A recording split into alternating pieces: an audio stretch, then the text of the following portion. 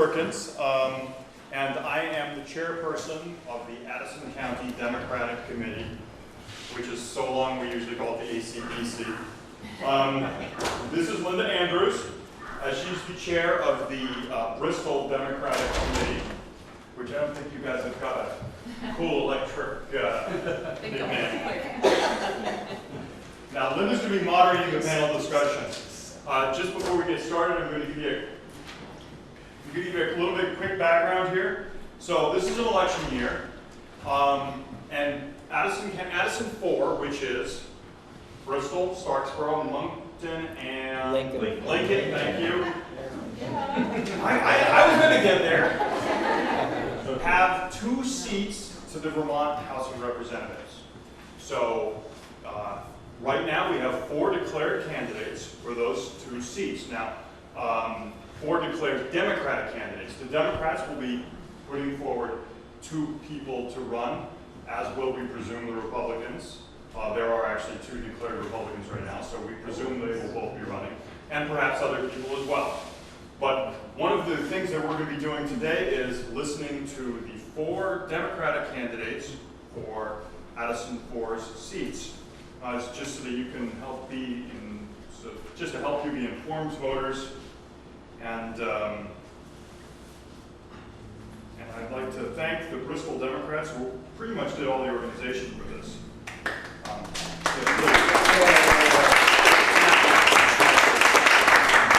sure nobody snuck in. Okay, nobody has snuck in. So I'd like to introduce a couple of people, some special guests from our audience. And if you would please stand up, I'd appreciate it. Starting off with a Ruth Hardy, who's a candidate for Senate Huntington and Gilscore. Addison County, Huntington, and Gilscore. Right. Got it. Yeah. See, I said Addison County, it's pretty loud. It's got to have the 30 people who live in Gilscore. That's right.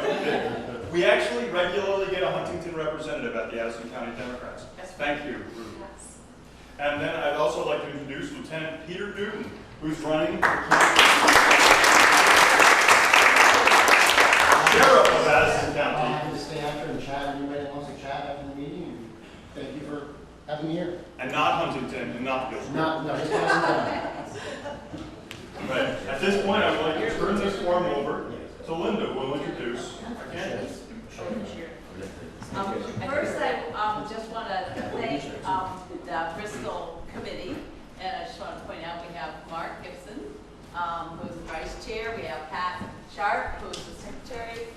Jesse's doing registration out here, and Matt called and he's unable to come. He has some child issues. So that's our committee. And so I would like to first take care of some logistics.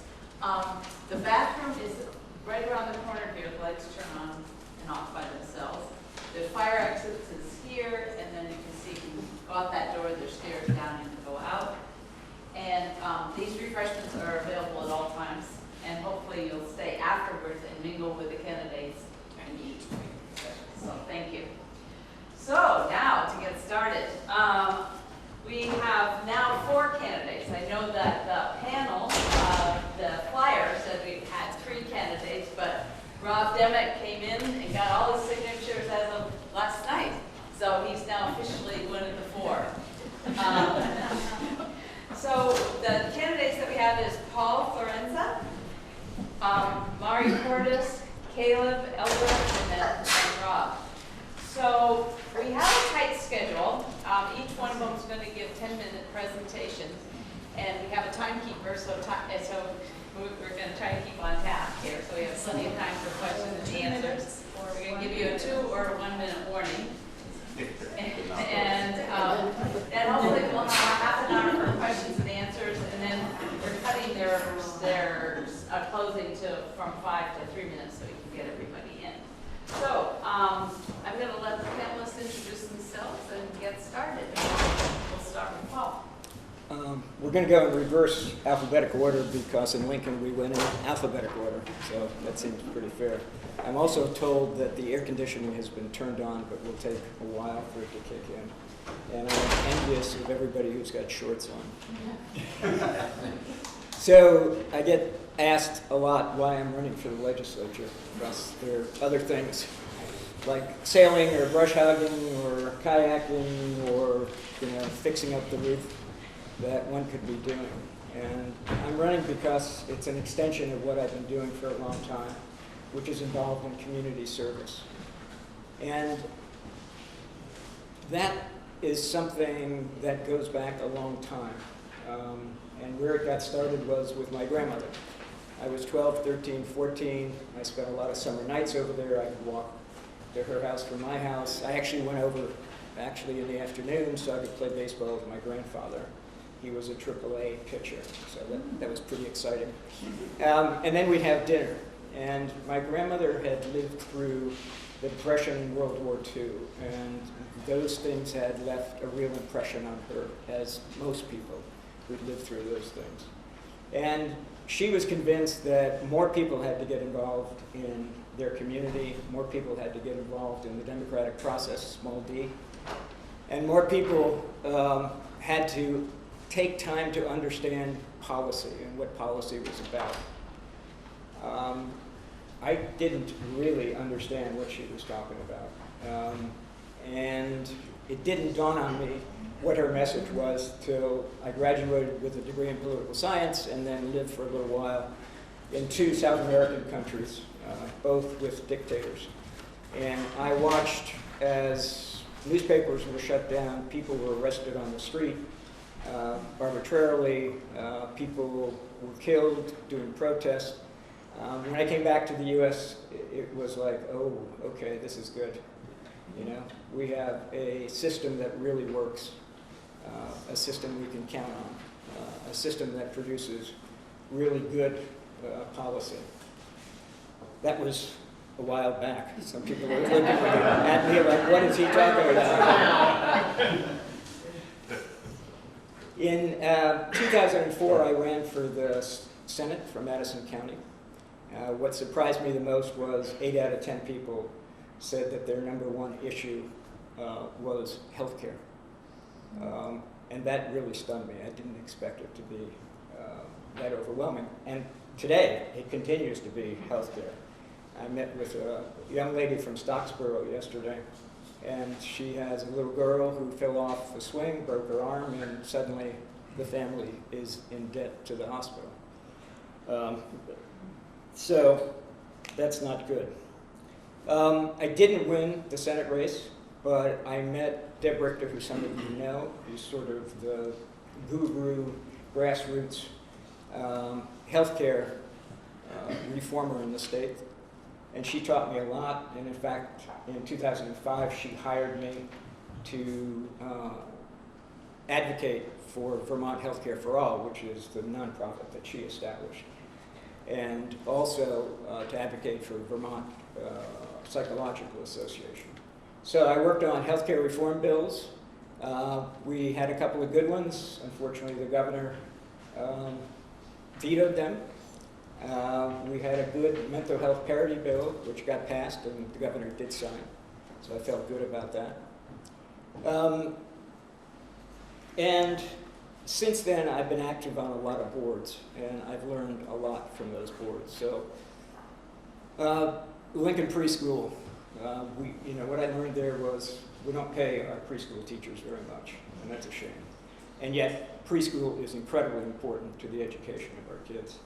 I was on the Lincoln Library Board and learned that if you want to keep going, you really have to have an endowment, and that's really important, and somebody has to manage that endowment. I was on the CSAC Board, the Counseling Services of Addison County, and learned how complicated it is, the funding around mental health, and how poorly we pay mental health providers.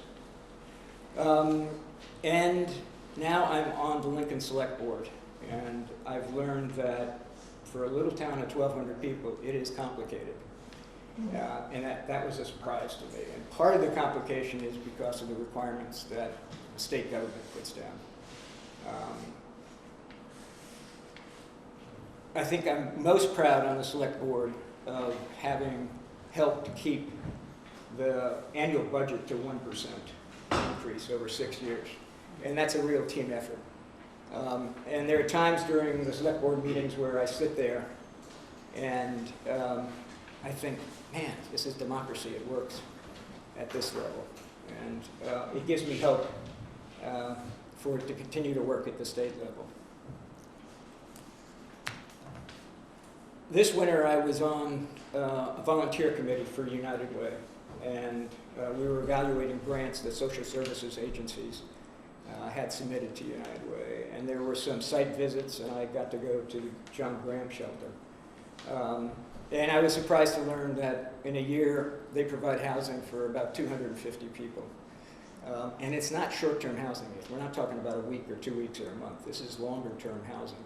These are folks, a lot of them who work, some of them have full-time jobs, and for whatever reason, they can't afford a house or they can't afford to rent an apartment.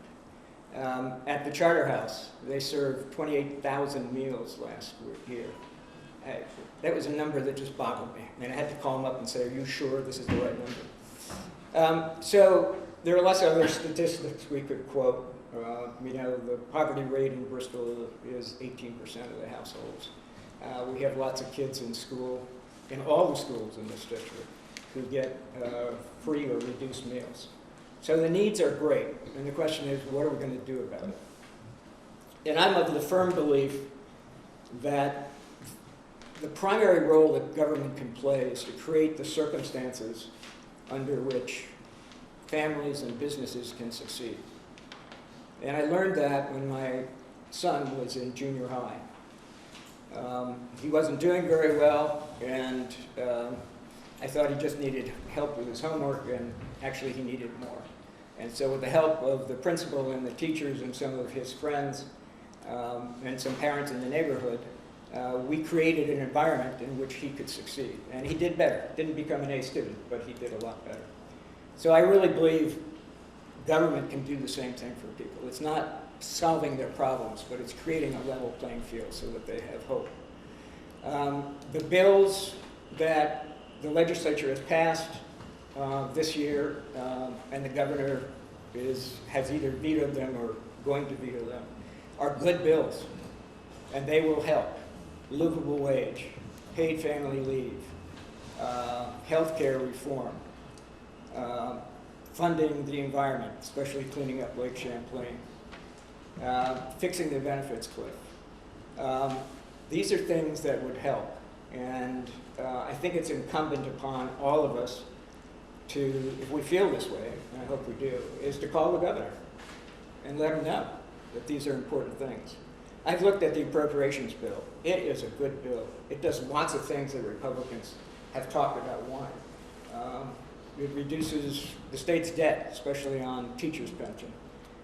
It provides a lot more money for mental health. It provides for 12 new psychiatric beds in Brattleboro.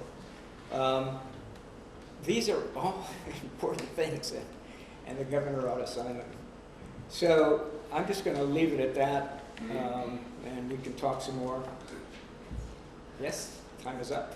Almost? 1 minute. Okay, I'm going to give my minute back.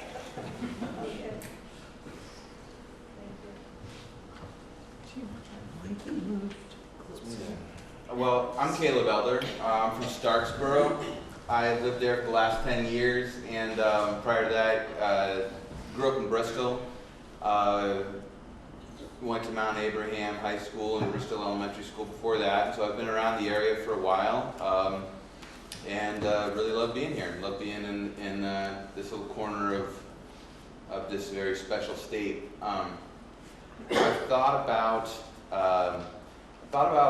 the legislature and had an interest in it, at least from a pretty early age, probably since junior high, when a couple friends were legislative pages, and I didn't ever try to do that process. I don't know if I would have gotten selected, but it was kind of fascinating to me that role was still played by kids from the junior highs of Vermont, and it led me to look with greater interest on the State House the first time I went there.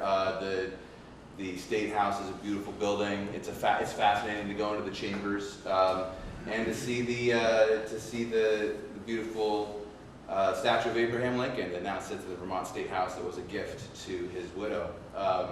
and just to think about how long the State House has stood and how precious a legislative body it is, particularly at this point in American history, where at the federal level we're seeing a real paralysis and a real failure to do work at the policy level. And I think that we can hang that on the hook or the doorknob of partisanship and over reliance and over celebration of partisanship and what amounts to tribalism. And I think that Vermont is blessed in that we've dodged that largely. Even when it feels like we're getting more partisan, actually, if you look at the work of the body of legislators in Montpelier, it's pretty tripartisan. It's nonpartisan often. I think, unfortunately, that's getting talked about less. And as it's talked about less, and as the mechanisms that enable that often nonpartisan or tripartisanship, which are the committee process, being open and transparent and being given its due course and honored, like those are the mechanisms that are kind of the lifeblood of that process. And if we kind of start to try to score too many political points, even in Montpelier, we can lose sight of that, and we can start to have a situation like now, where the governor is able to veto. He was able to get away with this kind of veto last year. It's a subversion of our committee process. It's unacceptable. It's not in keeping with traditions of Vermont. And I think that Phil Scott has every right to be somewhat of a policy engine himself, or to put a stamp of approval on certain bills that are introduced at the beginning of the legislative session, and to advocate for his positions throughout that process. But it's not okay to introduce a bill on May 4th that threatens to shut down the state of Vermont. We're now facing a shutdown of government in Vermont. That doesn't sound right to me. I don't think it sounds right to many. And that process is enabled by an over-reliance on partisanship. So as I think about what I originally saw in Montpelier, both from kids who were working as legislative pages, but also as members of the legislature that I knew growing up, was a commitment to public service and many of the same values that we see in town meeting and direct democracy. Many of the reasons that I currently serve on the school board now, and which is a challenge, a real pleasure to serve on the school boards of schools where I went and graduated. But I'm very concerned, and I think that concern is at the top of my list for why I want to run right now. One reason is that with Dave Sharp stepping down after many years of great service, it's an opportunity to step forward. And so I think the timing for me has a lot to do with that. But also, it lines up fairly well. I remember calling Dave just as a constituent just about a year ago when this same dynamic was playing out in Montpelier, when Phil Scott was vetoing the state budget based on a statewide teacher health care contract that had been introduced at the 11th hour without an opportunity to talk about it. And that's the moment when I hadn't felt that fired up, kind of, I guess, about what was happening in Montpelier for a little while, and I didn't know Dave was not going to run at that point. But as I learned that later in the year, and also just kind of thought, well, I've thought about this before. I'd considered running 4 years ago, and it hadn't been the right time, but I felt more acutely motivated now as I saw, it's been upsetting to watch business as usual in Washington for a while, and that has to change, and I'm very grateful for our delegation that we have. But the speed at which some of these tactics have come to Vermont was concerning to me, and I don't think all hope is lost. I think there's really good work happening in Montpelier, and I want to go be a part of the solution. I want to go do the work. Education, healthcare, transportation, more economic development in areas we want to see, renewable energy. I think there's exciting things happening with electric vehicles worldwide that could happen here, with low velocity electric vehicles, with some interesting mass transportation. So those are all issues that I'm passionate about. But really what I want to do in Montpelier is to do the work and to not just reach across the aisle, but kind of try to forget about it when possible. Forget about the aisle a little bit and try to say, we have a lot of shared goals here in Vermont among everyone in our community. And if government can be an enabler rather than a barrier. And we find the opportunities to allow initiatives that are already happening in our community to flourish and to be enabled, then I think we're doing the real work of the legislature. And because it takes yearly attention to these issues. You cannot have a stagnant legislative body. It's tremendously dangerous, and so we've got to maintain that kind of dynamic ability to kind of come back and work on a piece of legislation, then come back the next year and work on it again, because these things have to go through rulemaking, they have to go through a process, and that kind of trust that the legislature of today will be honored by the legislature of tomorrow, and that the work that's done today won't just be torn down as some sort of testament to the last party that was in power. That's how we have sustained progress in Vermont, in the United States, and the world. And I think that Vermont maintaining that right here is very central to the health of our whole nation's democracy. So I think it starts right here. I would love to serve. I love this district. I've been honored to serve on the school board for Starksboro and now for the five-town area.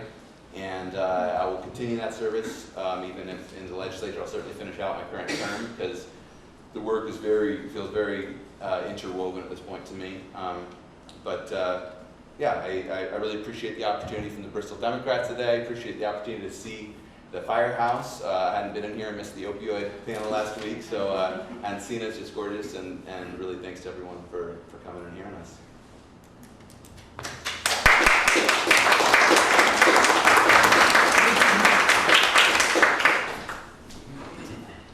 Good evening, everyone.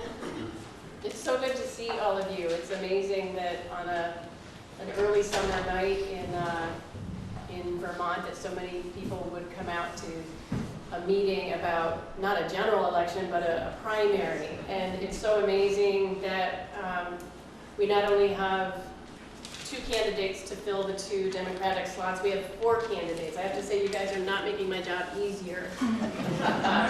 But you're making it more rewarding, I think, for all of us. Democracy wins when people step up to run for office. So, also, thank you to Addison County, to ACDC. I'm just going to take the shortcut. To the Bridges Group, Abby and Van and Chris and Terry from Lincoln, and Judith, there you are, and Christy. And to special thanks to Pat Sharp for being Dave's treasurer all these years, but more importantly his support and sharing him all these years. Can everyone hear me okay? So I was raised by 2 moms who taught me how to hunt and how to fish and how to think for myself. And with that background, I became a product of the lessons I learned from those 2 amazing women. So I'm proud to be a Vermont woman who can back up a trailer. I'll race any of you in this room. I can back up a trailer, I can change tires, I can change, well, until the cars got fancier and they buried the oil filter, I could change my oil in the oil filter. And taught my daughters to do the same, and I will be teaching my granddaughters, Georgia and Lucia, the same. Funny story about a chainsaw. I was working with my nurse colleagues we helped with the disaster relief in Moortown and Waterbury after Tropical Storm Irene.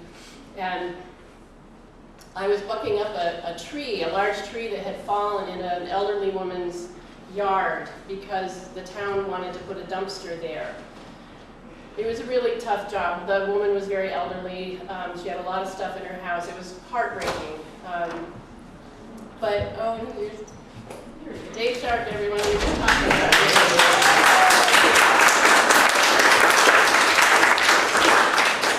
Dave, would you like to say anything? Well, just these first of all, I want to thank you for your support over 16 years. I couldn't have done it without you. So thank you very much, each and every one of you. I just took a nap because I came from the State House, and we need 2 of these people in the State House.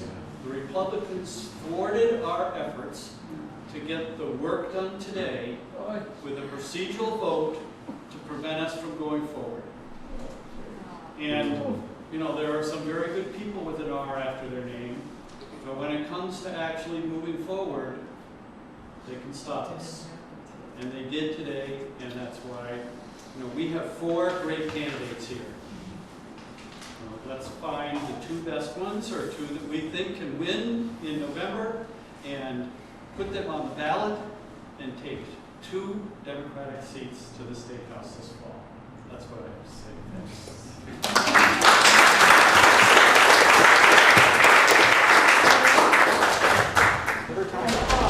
I paused. Get my time back. No, I'm sorry, I sucked it all. No. So Dave, I was just talking about how proud I am to be a Vermont woman, and I was telling a little chainsaw story about cleaning up after Tropical Storm Irene. And after I was done bucking up this tree, and a man came up to me and said, "How long have you been using a chainsaw?" And I said, "About 20 years. He said, "Can you fish?" I said, "As a matter of fact, I can." He said, "You're just the woman I've been looking for." Thank you, I'm happily married.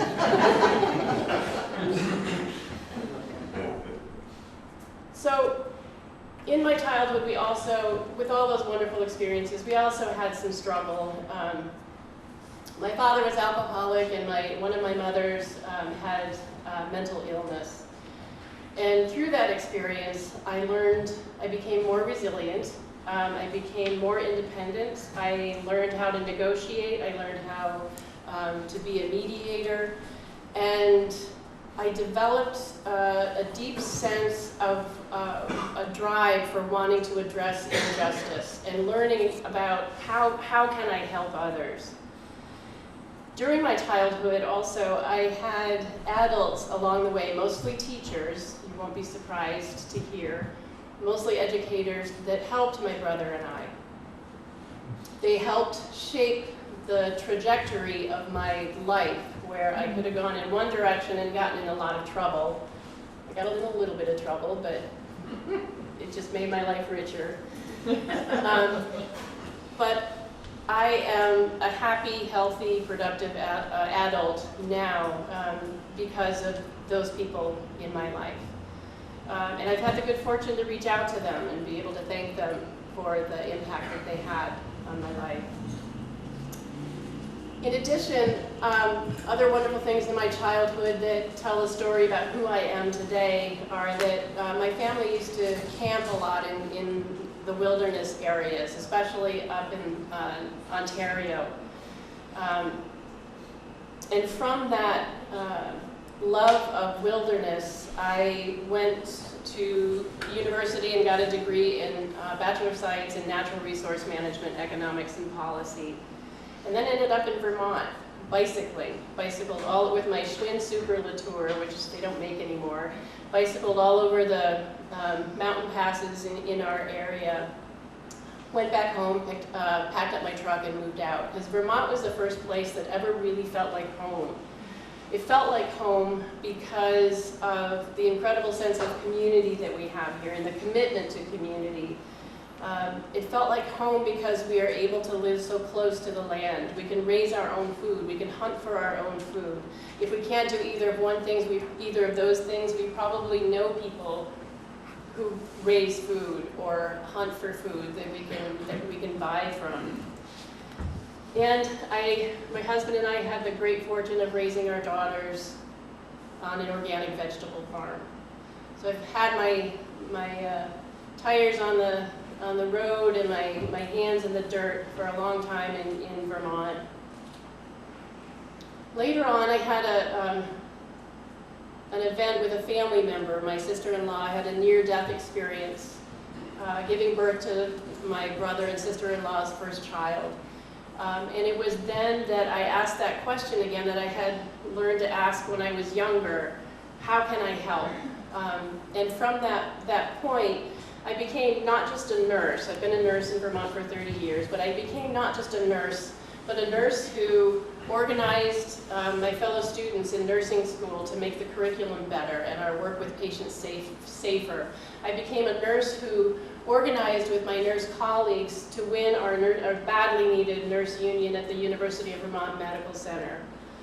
And we organized not just to improve our working conditions, but for the things that nurses fight for most often, and that's patient safety and quality of care. And as a nurse, I've cared for many of you, maybe not specifically in this room, but many of you in this community, both at the University of Vermont Medical Center and when I volunteer at the Open Door Clinic in Middlebury. And I see on a daily basis when I'm at work the suffering that occurs when people can't access health care. And they come into the hospital sicker. And I've cared for people that have died because they had an illness that could have been prevented had they come to a nurse practitioner or a doctor sooner. And that breaks my heart. And that's what motivated me as union president to get involved in policy making at the state level, in addition to continuing with the organizing in our community. So the organizing work that I've done in our community and policy making at the state level were dovetailed. So I have experience and passion in both areas. The legislative work involves I led on a policy change that made it illegal for health insurance companies to discriminate against transgender individuals. I was part of the coalition that passed paid sick days. I was part of the coalition that passed Act 48, thanks to representatives like Dave Sharp and our senators, definitely Claire Ayer, who currently is the chair of Senate Health and Welfare. So I have the fire in my belly to work together in coalition. I have the experience of doing that as an activist in healthcare, in addition to being an activist in environmental issues. Oh, I thought it would only take 5 minutes. So why am I running? First of all, someone asked multiple times, several people. But I'm running because it's back to the how can I help? And I've learned through all of my work that I just laid out and more that we are stronger together. I've learned about working collectively and working across divides like Caleb was talking about. To me, a problem is just something that needs to be solved together. As a grandmother, as a nurse, that's what we do. We solve problems. And I'm really skilled at doing it together, and that's why I want to run. I don't want to be your voice in the State House. I want to bring your voices to the State House. Thank you.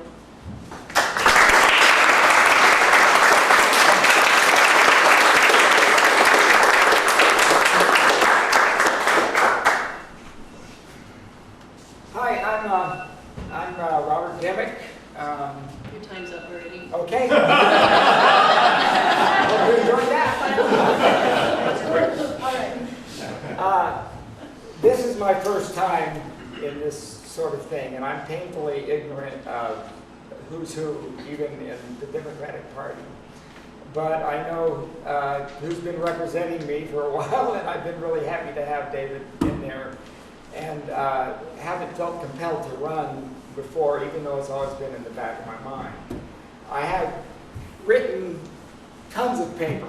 Okay, let's see, they need to know who I am. So I put on bullet points and I wrote them down, and I said, okay, let me see how long that takes. No way, 10 minutes, no way. So I'm just gonna start here. I'm gonna start later on, and you're gonna have to, please ask if you want to fill in more holes about my personal life. I'm happy to share all of it because I'm very proud and happy to have been through the things that I have been through. In 2008, I fell 40 feet off the back of a building and had my consciousness altered, among other things. My body was rearranged pretty well. I experienced death for a little while, and as my wife said, they threw me back. I don't know why I'm still here, but I know that I've examined my life since then. And in examining my life, I look back at all the things I've done, and they all have been slowly pushing me toward what I believe is this time. I came to Vermont in 1975. As soon as I got here, I knew I was home. I loved the place, I loved the people. And I went to work doing odd jobs for people in Bennington. That's where I landed. And most notably, I think what I did was chores for the nuns who lived on Convent Avenue, who really taught me to respect their religion. And because really I wasn't that interested in Catholicism then, or any particular one. But I really learned to respect other people's religion at that time, because that was one of the things that I was happy to run away from, was the onslaught of evangelism in the South, because I came from Kentucky. And once here, I had a degree in psychology and biology. I thought, well, I better use my psych degree for something. So I started working in Brattleboro Retreat. And the jobs that I took from there on have all given me a lot of different views of Vermont. I learned about institutional psychology there and the problems that we really face there. I did that for a couple of years. Then I went back to Bennington and I worked at Ethan Allen Furniture Factory, and I learned what it's like to put something together on an assembly line and push it down the line and have a piece of your soul kind of go down the line with it and not have any recognition or any feeling for that sort of thing. After that, I had an opportunity to move to Goshen, where I lived. I believe that I'm trying to keep this in chronological order here, but I'm 65 now. I had a chance to move into a cabin in Goshen that had no running water and no electricity. It had wiring but no electricity at the time, and that was a unique experience for me. I lived that way for a while and needed electricity, so I got a job at Brandon Training School. And at Brandon Training School, I eventually worked my way up to recreation therapist. I was there, which is a professional position, and involved in the IEPs of the kids there. And I was there until we went to the transition of deinstitutionalizing, which in many states was disastrous, because they shoved people out of mental institutions and they shoved people out without really providing. But Vermont, for some reason, and I didn't know the workings of it, did a really good job of getting group homes together. And it was really nice to see that. One of the things that struck me in those earlier years in Vermont was when I was working at the furniture factory, I met James Jeffers, and he was running then. And I spent quite a while talking to him right there on the line, and he was willing to share. And he really struck me as a Republican who was different from any Republican I ever met in Kentucky.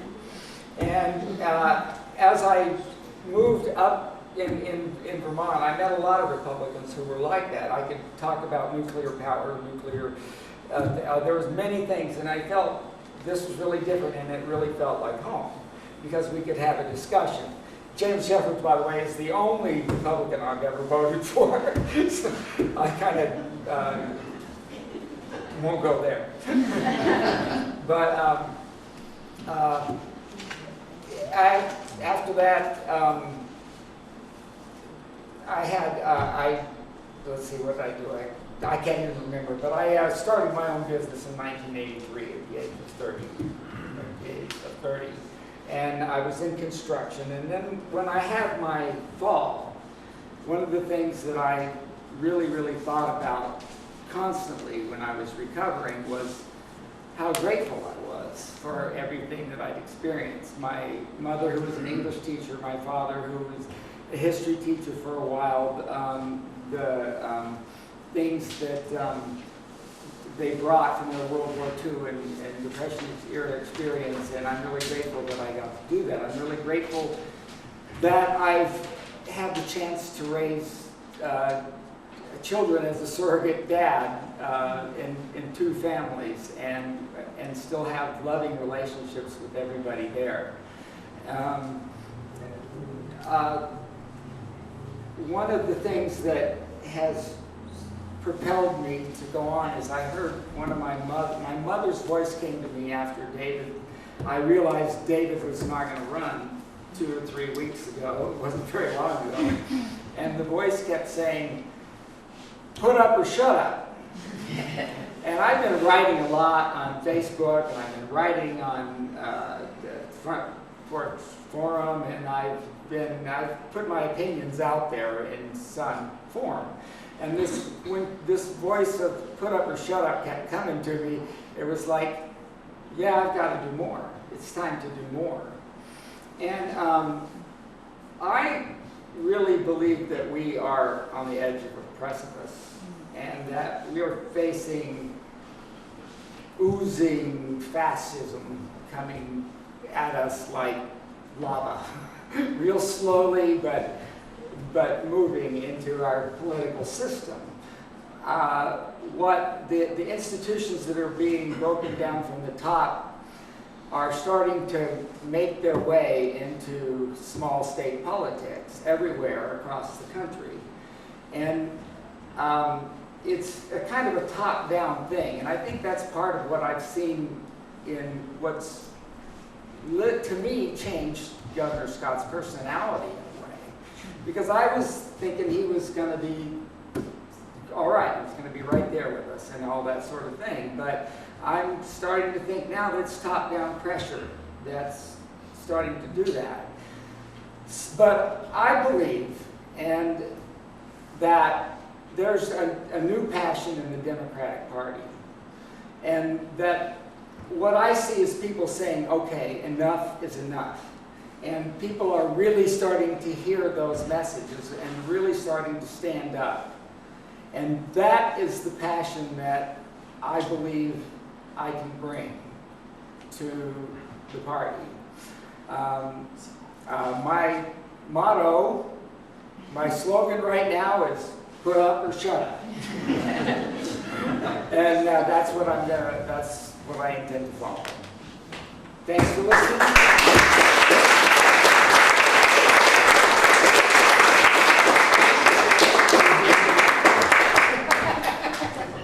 Okay, so now we have time for questions and answers. I think we're doing pretty well. Yes, I'm not asking for a, pardon me? introduce yourself. I'm Donna Lesko from Starksboro. I taught Caleb Elder at Come and drive.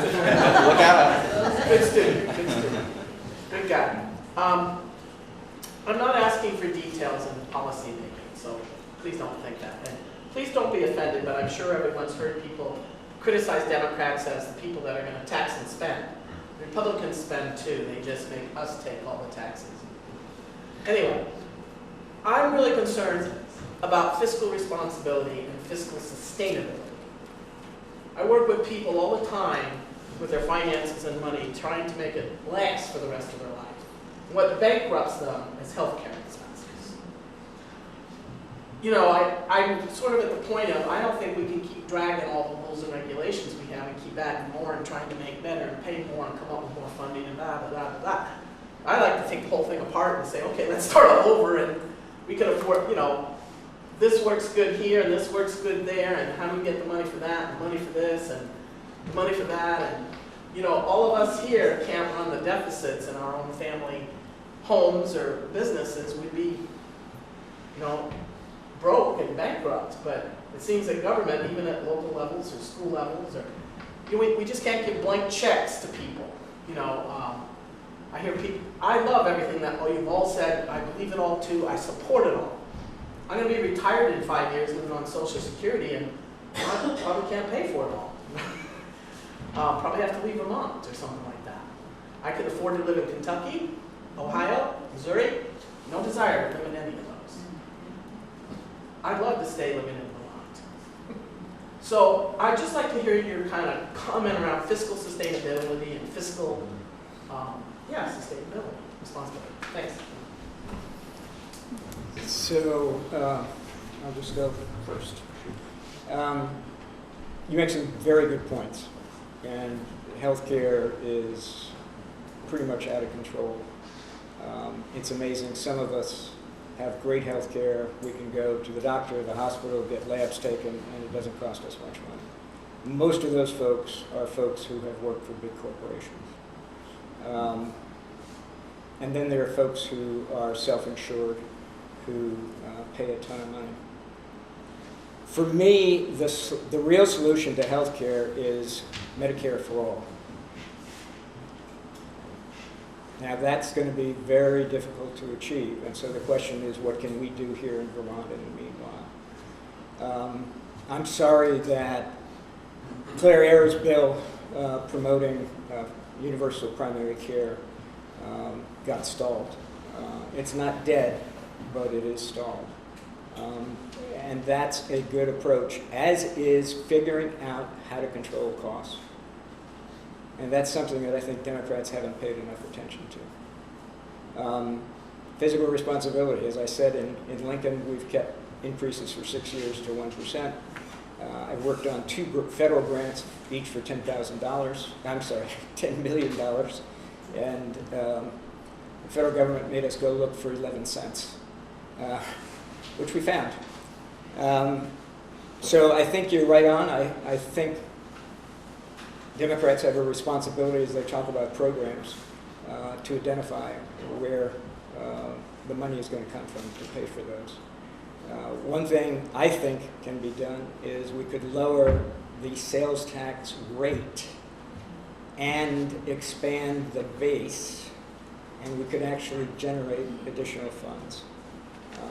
I haven't done the calculation to figure out how much that is, but I think that's a starting point. And I think we're going to have a serious discussion about education. I mean, the problem with education is that we got 2 different things going on. One is we're trying to educate kids, and the other is we're trying to provide social services.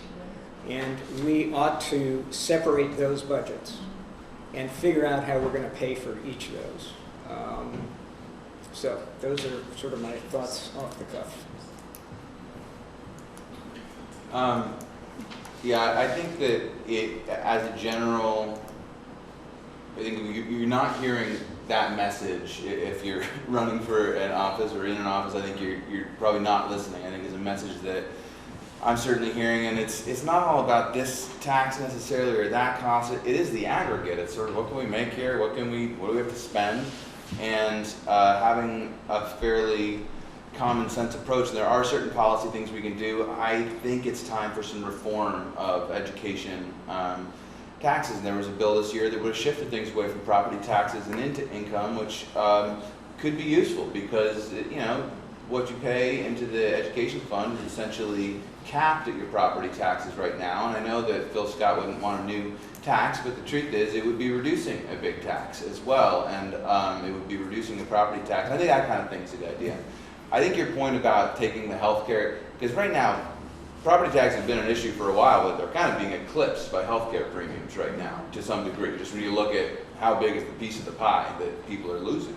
And so it is so broken now that it's kind of feels like is it tear it all down and fix it? Like there's some great healthcare services around here, but yeah, it's an extreme situation where I think new models in direct care are popping up all over the country. We kind of look into direct care where people are actually just providing directly to their pool of insured people. There's a lot of really interesting models out there, and one thing about the problem being so bad is that the opportunity is relatively high. There's some serious cost to be avoided, and so I think it's kind of interesting. It's that doesn't totally just focus on the fifth, but that was just something you said that resonated with me. But yeah, I think at this point the legislature has to be careful fiscally, and some of what Phil Scott says makes sense. He just needs to put forward actual legislation that serves those aims if he's trying to advocate for them.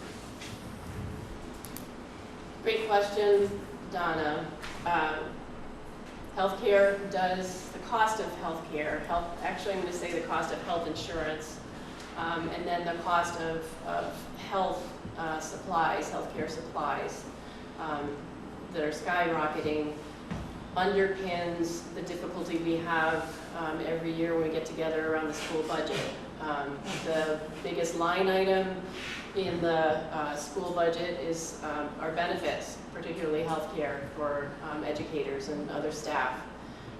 For our own police department here in Bristol, the benefits, the healthcare benefits are also driving the increases.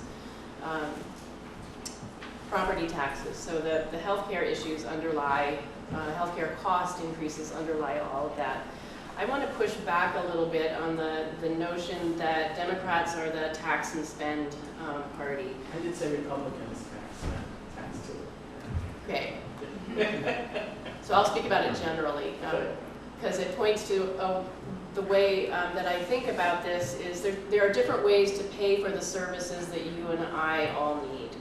I happen to believe that there is a strong role for government in providing health care, in providing education, in providing our roads and plowing.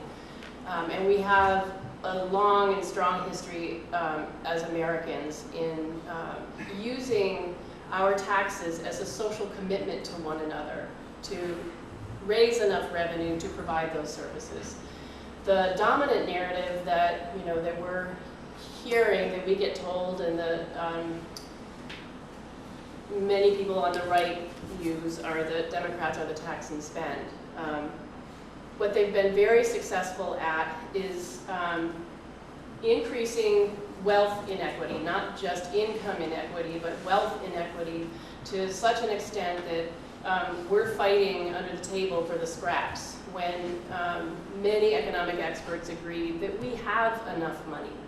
And we need to redesign the way we raise revenue and not be afraid to call it a tax. Again, I think a tax is a social commitment that we decide as a community that we're going to pay for the services that we think that we need to make our community stronger.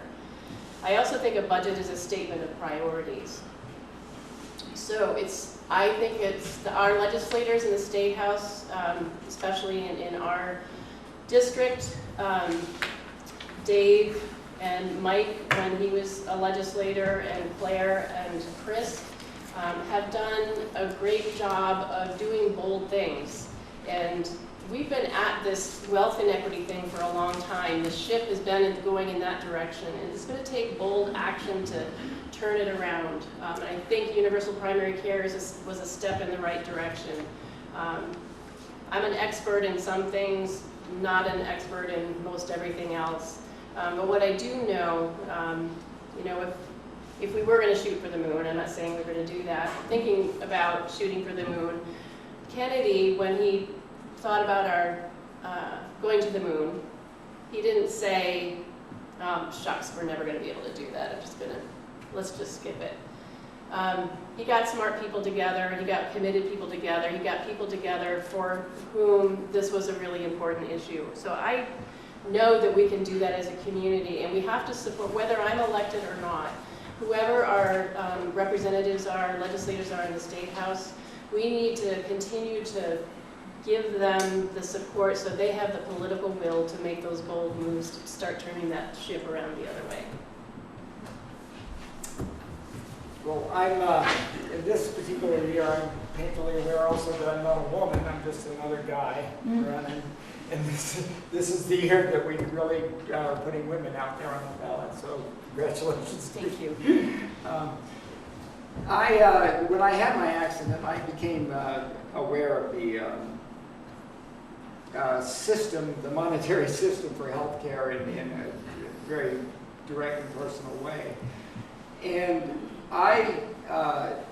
in my the time that I spent in the hospital and around there, I talked with doctors a lot about that because that was becoming an issue at the time. And my opinion has been for a while that Medicare for All is just about the only way to solve the health crisis. But I think that Mari hits the nail on the head pretty well when she talks about wealth inequity being a major player in the system. I mean, billions of dollars going to some individuals isn't enough money. And billions of dollars are stored away in offshore accounts. And that's all money that should be in circulation in some way. And I think that is a significant problem with balancing budgets. I am not aware of a lot of other things because I haven't been in the legislature, as you all know. But I am eager to learn more about it. So we have another question to ask the panelists. Okay. This kind of taps into the last question, but so July 1st, marijuana, certain amounts of marijuana are going to be legalized, and one of the strategies for increasing funding, particularly for education, is to actually create a commercial market and to create, a quick way to increase revenues. Is that something that you all are thought about or in favor of, or could see that as a potential new, very large? You went too fast for me. Oh, sorry. Basically, what do you think about creating a commercial market for marijuana in Vermont to increase tax revenue to be able to fund our education and healthcare system? So I'll take a shot at it. Okay. I think it's a good idea, but I want to take it a step further. And that is, as I go around the district and talk to businesses, especially local and small businesses, there are two things that... Louder, please. Sure, sorry. You might stand There's a up. microphone there. No, but that mic is for this. There's a fan back here. There's an Just use a louder voice. She's got a louder. Can Good job. you hear me? No. So I want to take what you talked about further. And when I talk to businesses, there are a couple of things they talk to me about. One is they don't have access to capital, and the second is they can't find enough workers. So let's just address the first problem.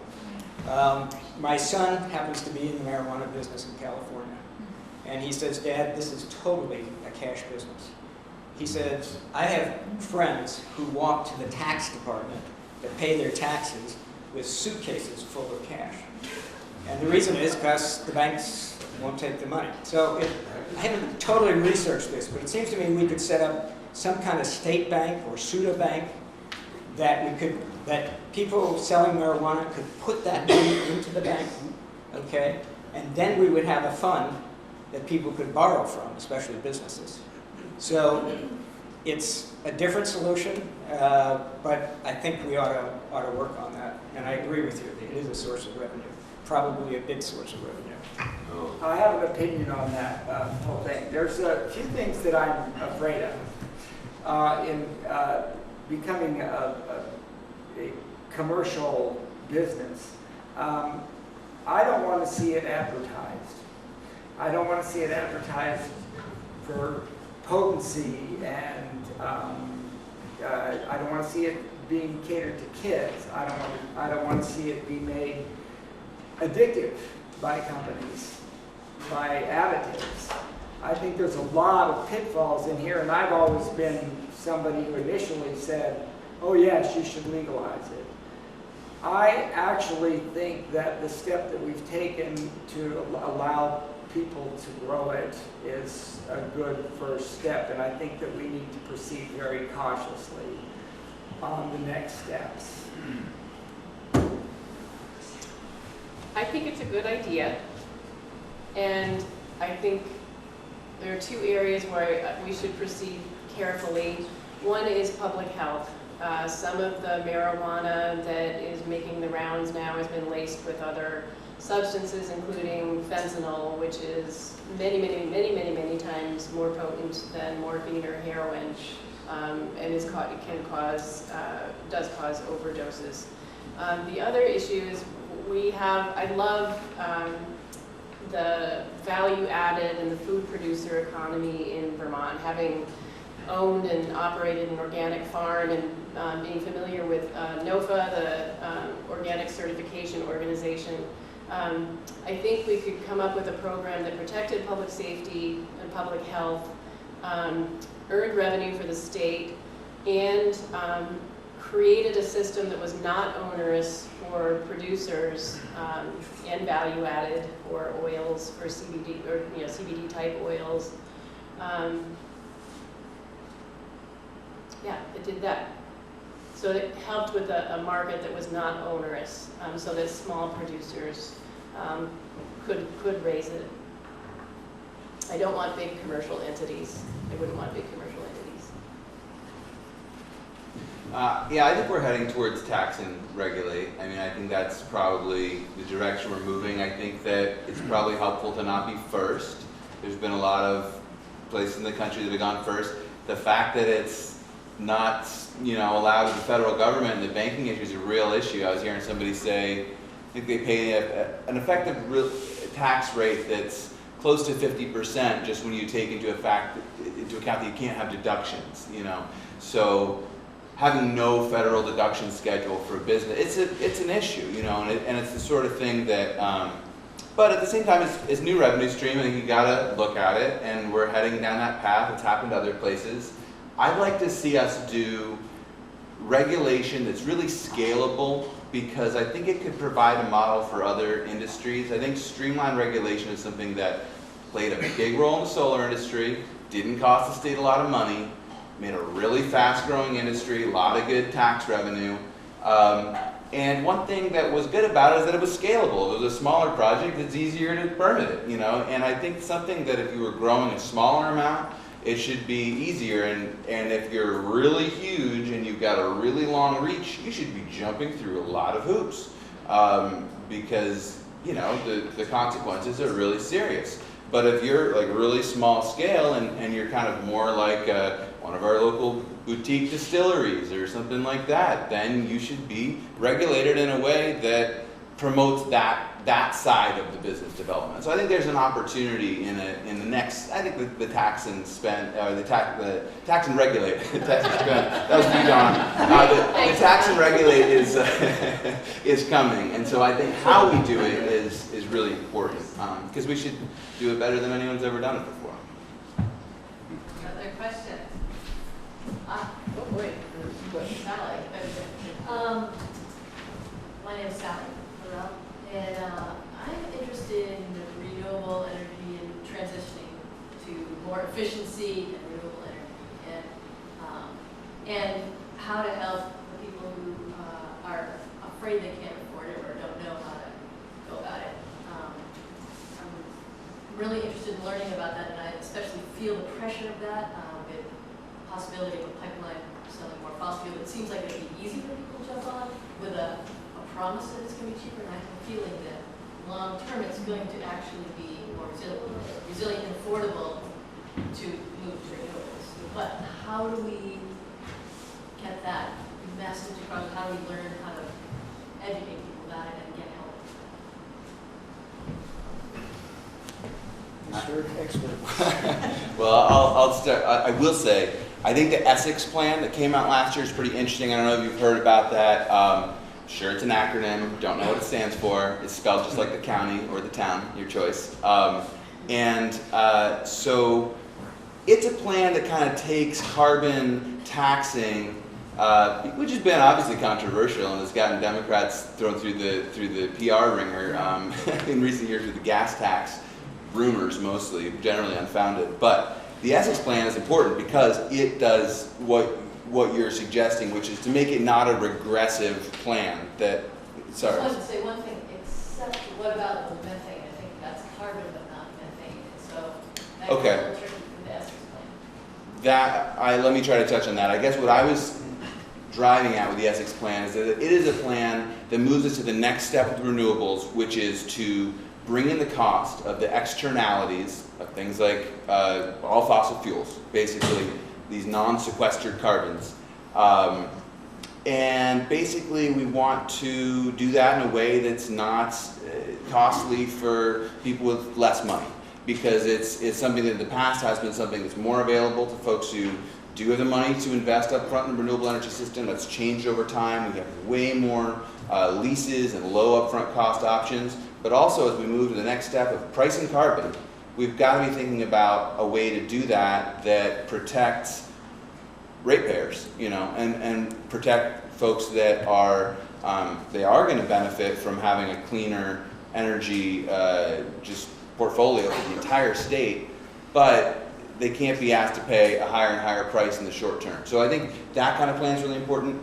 I also think that the free market in the solar world has been, I think, generally good about bringing price down and having more market solutions. And we've had some really good renewable energy permitting. Sometimes we take a step back. There are multiple interests at work. When takes a step back and it gets harder, some of these folks who are coming in with some financing options that are more flexible, that are more open to lower income, some of those financing streams go away. So I think we've got to be a little bit careful to keep our market really open, keep doing the things that have made it really successful, and we're going to, I hope, see more and more opportunities for people, and I hope it spills into affordable housing. Last thing I'll say, California now, you have to put solar on new houses. Well, so if we have affordable housing and we have built-in renewable deployment with those new houses, we could potentially really be working on renewables at the same time as working on housing. And affordable housing is, frankly, a bigger problem with Vermont than the pace of renewables right now.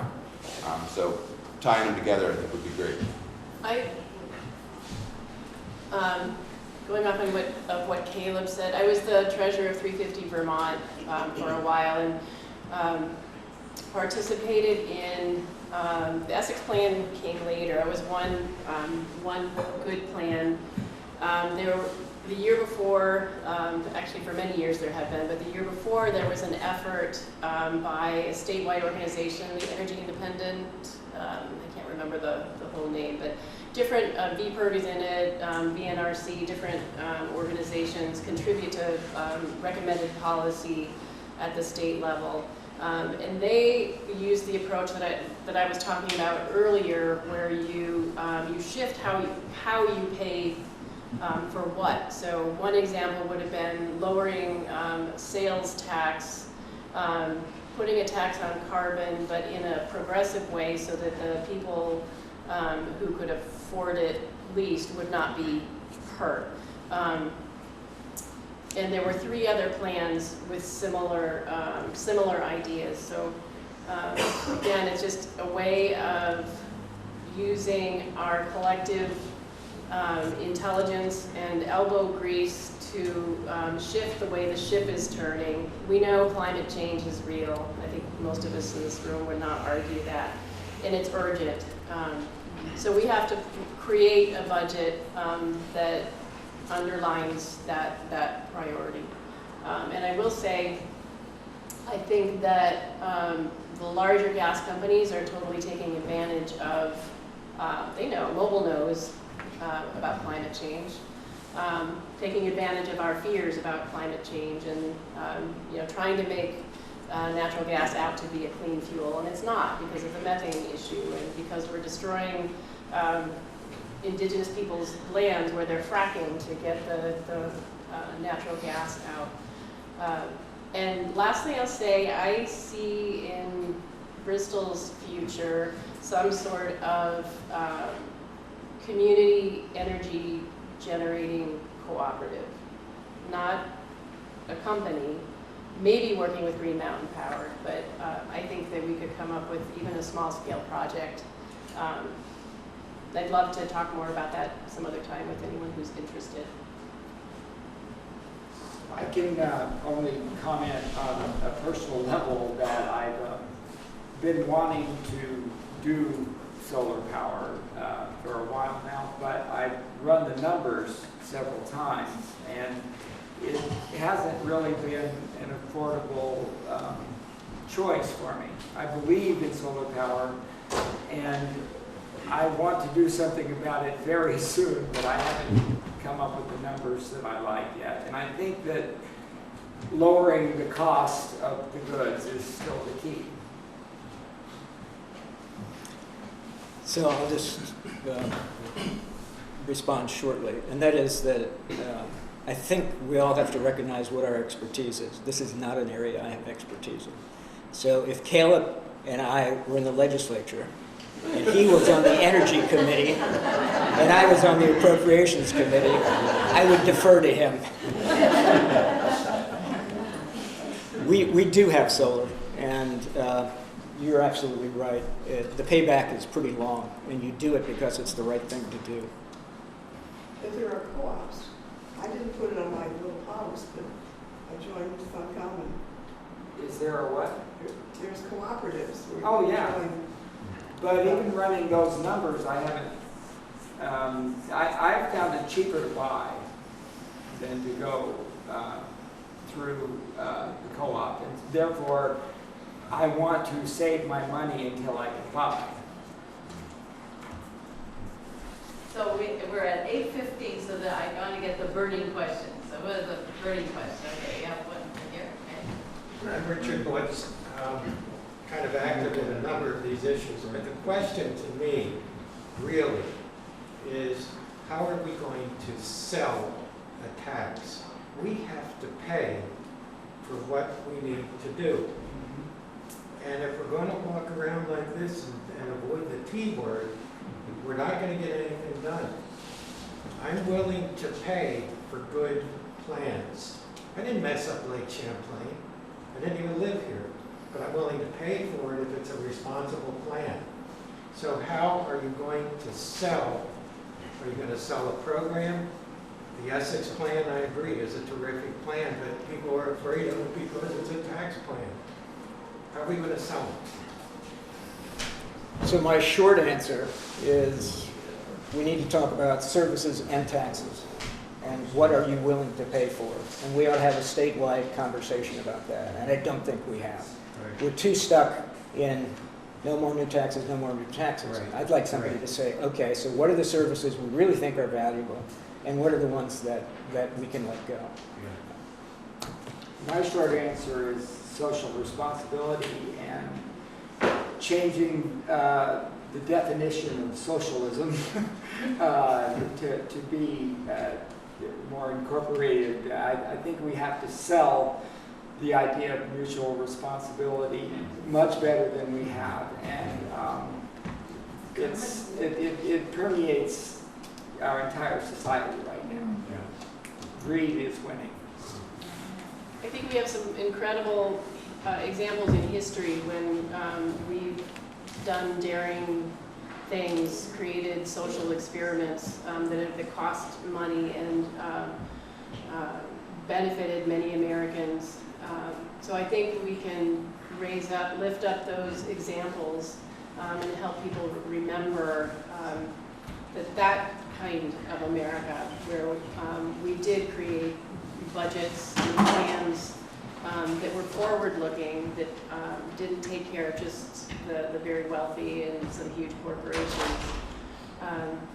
I think we need to continue having conversations in our community, and it's really tough right now. I agree that we have a lot of division amongst us, and that does concern me, but I think we still need to keep trying to have those conversations. And lastly, elect people that we know will be bold and will do the right thing, even when, and have the political will to do it, even when it's maybe not so popular.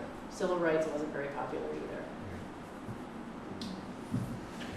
Yeah, I mean, I think that selling things to a degree is, it's good to talk about economic development potential, because that's really a very real part of the renewable energy world. We've got a good track record to point to in Vermont in terms of economic development that's kind of coming on the back of renewable energy. And there's a lot to look at if you look at vehicles that are just not going to use as much, electric vehicles, low velocity electric vehicles, electric assist bicycles. We were talking about some of these things.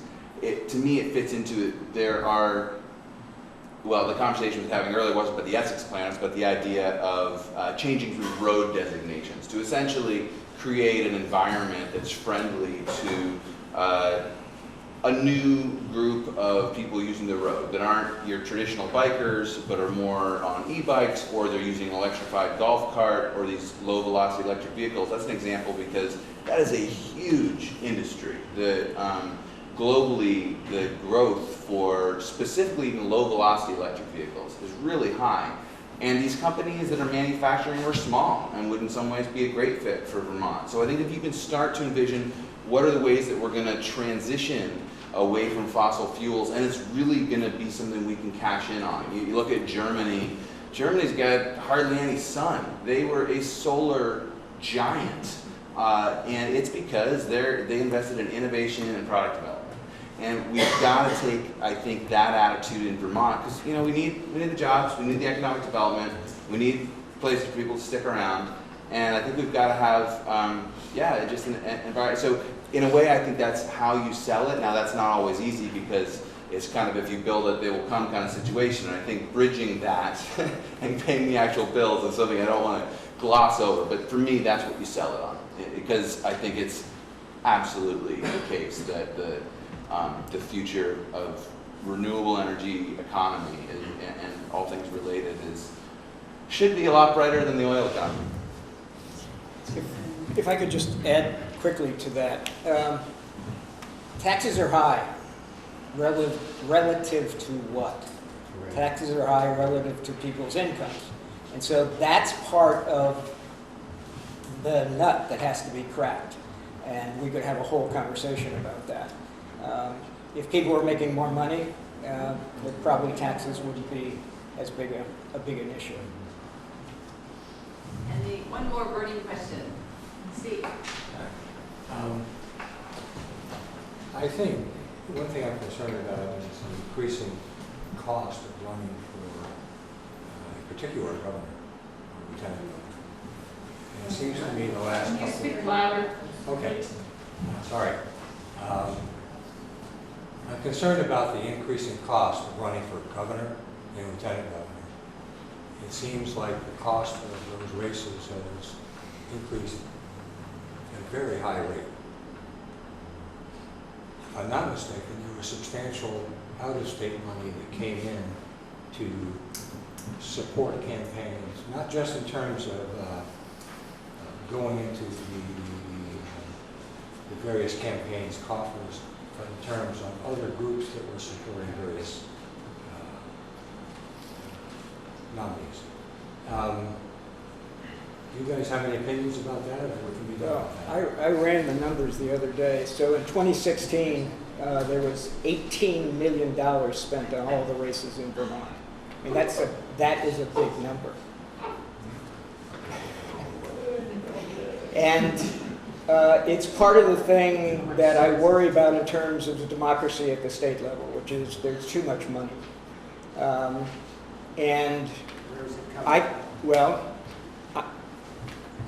Here's the issue. The issue is Republicans want to take corporate money and Democrats want to take special interest money. I can't look a Republican in the eye and say, you can't take corporate money if I'm going to take special interest money. And so what's hopeful now is that there are a small number of candidates who are saying, I'm not going to take corporate money, I'm not going to take special interest money. And by special interest money, I mean the environmentalists, the unions, who are people that Democrats usually associate with. But the reason that organizations give money is because it's a way to develop a relationship with a legislator. And lobbying 101 is develop the relationship with the representative before you need to go to the representative and ask for help on an issue. So I'm not taking corporate money, I'm not taking special interest money, and if we could all ask our candidates to do the same thing, I think we'd be a step ahead. But you're absolutely right, there's too much money.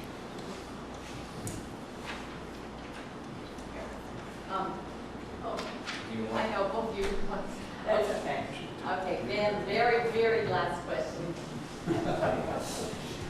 He's the head of bridges, I can say. Excuse me. Oh, no, have you missed you? No. So the other three candidates should speak to Steve's question. I'll speak to that question, yeah. Sorry. Well, I think that the cost to run for governor and lieutenant governor is getting out of hand. I would really like to see, and saying I'd like to see it doesn't mean it'll happen, but we have a good public financing option for statewide candidates. A couple years ago, somebody ran, it wasn't a particularly viable campaign with this particular individual. Well, they were running for governor and they were going through that process. And I think in the end, so I got to at least learn about it, which is that if you get enough donations, basically, then you can get, I think, enough public funding to run a race, and I think someone needs to do it. I don't know if it'll ever happen. And Citizens United at the federal level is, of course, the Pandora's box on all of this, and I don't know how we shut it without shutting it at the federal level. I think we've got to. But in the short term, I would just love to see a lieutenant governor, gubernatorial candidate really do it with just the public money. I think it would be a good selling point for a campaign. I think they'd get a lot of free advertising out of it. I think public money would be a fabulous idea if you could get it to happen. I think the corporate machinery within our capitalistic system is totally out of control and is running the show. And it absolves the individuals involved of the responsibility of taking it and acknowledging it and letting corporations do their bidding. A lot of stuff that our corporations are doing around the world are really quite unsavory and really need to be stopped. Because they do have profit in their actions, it's something that we need to take on head on, something that we need to talk about in our legislature straight up. Citizens United, yes, huge problem. It's also a huge problem that in order to win, we do need money because of Citizens United. It's a very unfortunate fact. Sue Minter, when she ran for governor, kept having to add $1 million at a time, and it was really, she said, really hard for her. But it's the unfortunate truth that money is part of how we win until it's not true anymore. A couple weeks ago, I did say, or a few weeks ago, that I was not going to take special interest money, and I never have taken corporate money.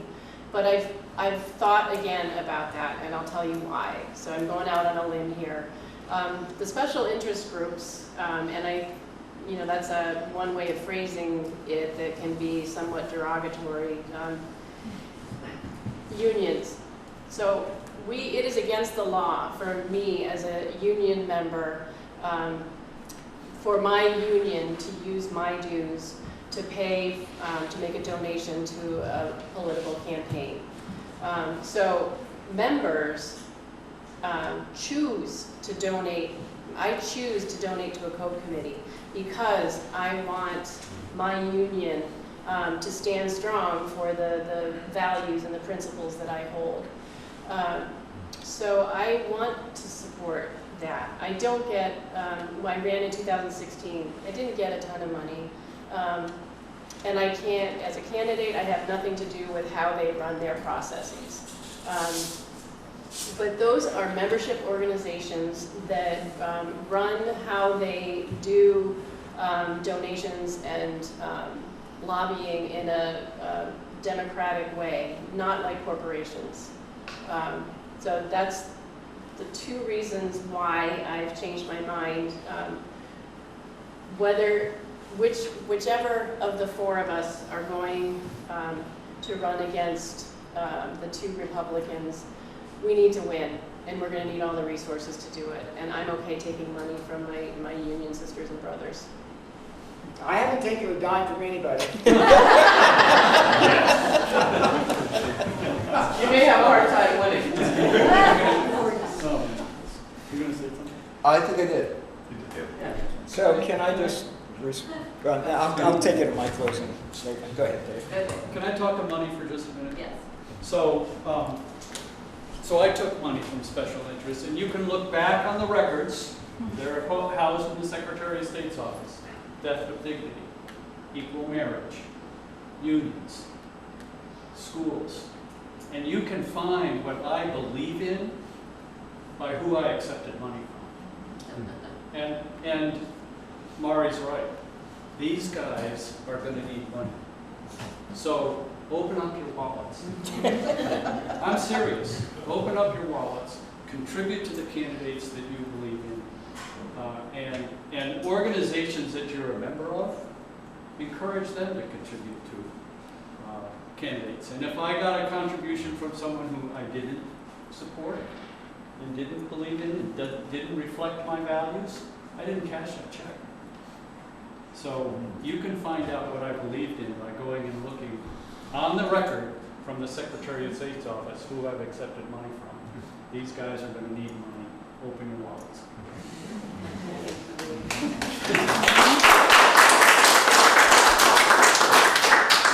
Dan, you mind if I leave this here? I can stop. I You don't have can to say that. that. Okay, we were gonna end with each person giving a closing statement. Can you just keep it real short because we're out of time? But Do you we'll, want me to do Three maximum. 3 minutes and I'll give you a 1 Yeah. minute warning? Okay. Same order? yeah. So I've been working on campaign finance reform for a long, long time. I was a consultant to the New York Board of Elections and put in their first IT system to track campaign finance. I also did the same thing for the Federal Election Commission. And I have enormous respect for David and Mari, but I'm going to push back on this. Corporations who have political action committees, corporations don't put money into political action committees. Their employees do. And it's sort of the same thing that's being argued on the other side. And it's a very idealistic thing to say you're not going to take political action committee money, you're not going to take special interest money. And I understand that. But I can't, with integrity, look at somebody in the eye and say, you can't take corporate money. So that's sort of number one. I do think our democracy in this state is strong, except I do think that we are on a slippery slope with the money that's involved, and I think we do have to attack that. And I would hope that candidates would step up to that. We have candidates taking money from Pfizer, from Big Pharma, from the banking industry, from the insurance industry, from the environmentalists, from the unions. Some of that's happening in this district. Some of it's happening in Addison County. It's happening all over the state. And I'm sorry, if I get 2 phone calls and one is from Pfizer who gave me a lot of money and the other is from a constituent, I don't want to have to decide which one I'm going to do. I'm going to pick up the constituent phone. So I don't want to be influenced by the money. I want to get back to businesses because I've gone around the district and talked to some small businesses.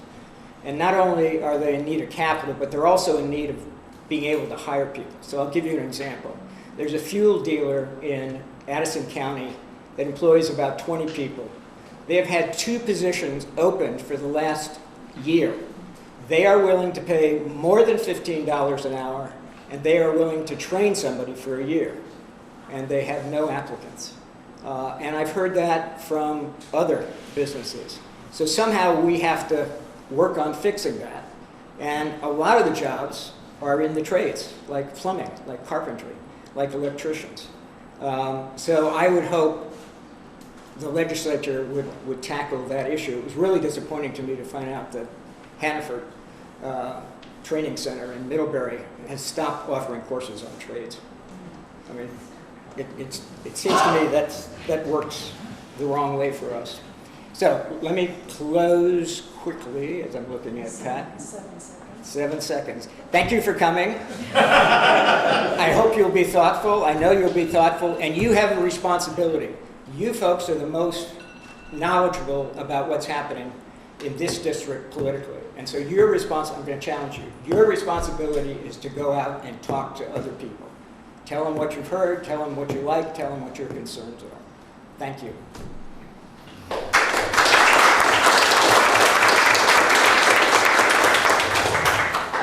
Yeah, well, thank you. I'll start with thank you. Thanks for coming out tonight and listening to us. It was really fun to hear what everyone has to say and to hear from Rob for the first time, and it was great. So really appreciate that, and we'll hopefully do it again sometime. I once again would just be really honored to serve this district in Montpelier. I'm sure I would have a lot to learn, but I would really dedicate myself to learning it and to doing the work. And so it's going to be a fun rest of the summer and hopefully into the fall, just talking to people about that and what my goals are. It's already been a great opportunity to, I go to a certain number of community events already, but I'm going to a lot more, and I'm talking to a lot of people, and it's just like they're always special conversations because there's a whole lot of caring in this community. And there are very real challenges we face, and I think there's still a real eagerness to face those challenges together. So, yeah, I'm looking forward to that continued conversation, and with any luck, serving this community in Montpelier in the future. Thank you.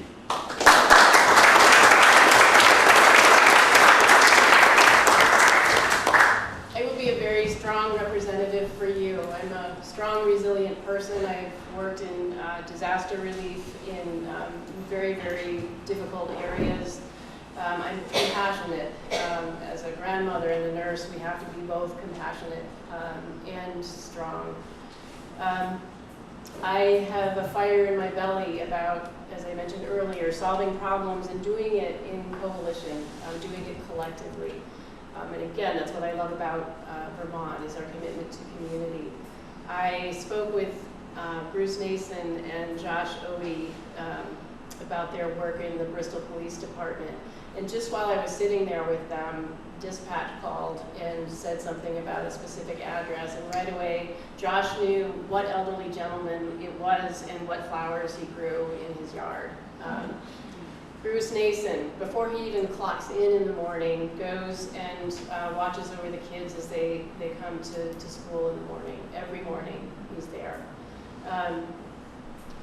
So I know that I agree that we are, our democracy, our republic, and our democracy, our democratic processes seem to be imperiled. But I have hope because of the kind of work that you do, that we do together, that Bruce and Josh do, that we collectively engage together. Democracy works best when we are all working together, and I commit to you that that is how I will be your representative. And thank you so much for the opportunity, and thank you for coming.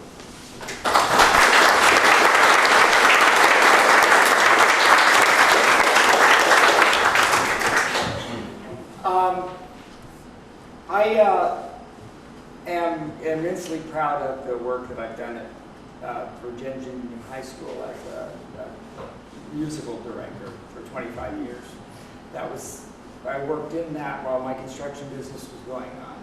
And one of the things that make me happy and hopeful is what I see in those kids' faces.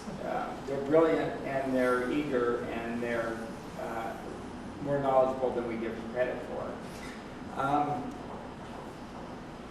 One of the things that I have most enjoyed about it is watching kids who are displaced and maybe downtrodden a little bit learn a real sense of pride and self-worth, and they kind of turn around the pointer on hopelessness. And I think hopelessness is something that we have to fight against. That's our enemy. And a lot of us are feeling that way now. But I think that there's a fire in the population at large, and I don't think that we're going to stand for what's going on. And I'm immensely proud of that, and the Democratic Party for representing that fire. You've given me quite an education tonight. I really thank you for that, and I hope you'll consider me and get to know me better. I already know what I think, but I really need to know what you all think. Thanks.